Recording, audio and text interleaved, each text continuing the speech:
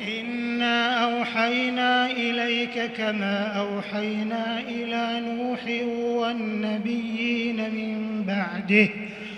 وأوحينا إلى إبراهيم وإسماعيل وإسحاق ويعقوب والأسباط وعيسى وأيوب ويونس وهارون وسليمان وآتينا داود زبورا ورسلا قد قصصناهم عليك من قبل ورسلا لم نقصصهم عليك وكلم الله موسى تكليما رسلا مبشرين ومنذرين لئلا يكون للناس على الله حجة بعد الرسل وكان الله عزيزا حكيما لكن الله يشهد بما أنزل إليك أنزله بعلمه والملائكة يشهدون وكفى بالله شهيدا إن الذين كفروا وصدوا عن سبيل الله قد ضلوا ضلالا بعيدا إن الذين كفروا وظلموا لم يكن الله ليغفر لهم ولا ليهديهم طريقا إلا طريق جهنم خالدين فيها أبدا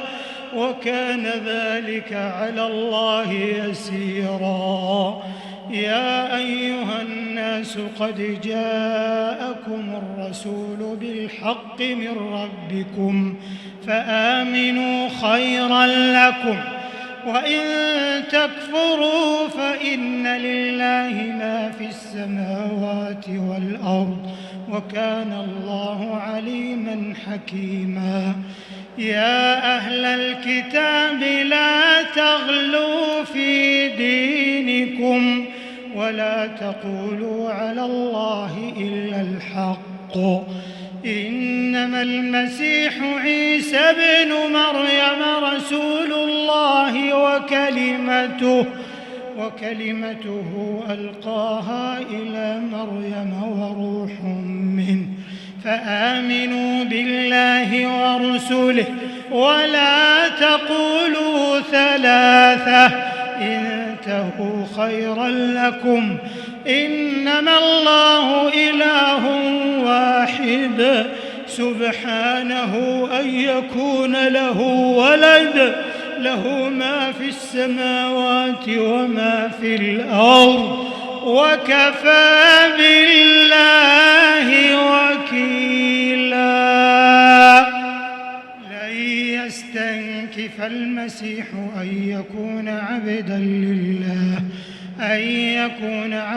لله ولا الملائكة المقربون ومن يستنكف عن عبادته ويستكبر فسيحشرهم إليه جميعا فأما الذين آمنوا وعملوا الصالحات فيوفيهم أجورهم ويزيدهم من فضله وأما الذين استنكفوا واستكبروا فيعذبهم عذابا أليما ولا يجدون لهم من دون الله وليا ولا نصيرا يا أيها الناس قد جاءكم برهان من ربكم وأنزلنا إليكم نورا مبينا فأما الذين آمنوا بالله واعتصموا به فسيدخلهم في رحمة منه وفضل ويهديهم إليه صراطا مستقيما يستفتونك قل الله يفتيكم في الكلالة إن امرؤ هلك ليس له ولد وله أخت فلها نصف ما ترك وهو يرثها إن لم يكن لها ولد، فإن كانت اثنتين فلهما الثلثان مما ترك، وإن كانوا إخوة رجالا ونساء فللذكر مثل حظ الأنثيين، يبين الله لكم أن تضلوا والله بكل شيء عليم.